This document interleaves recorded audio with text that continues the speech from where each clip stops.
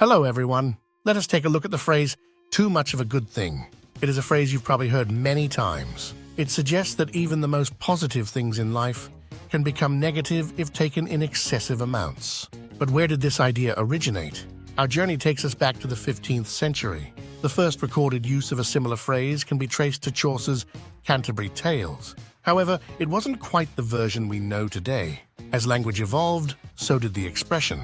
The phrase really gained momentum in the early 1600s, thanks to none other than William Shakespeare.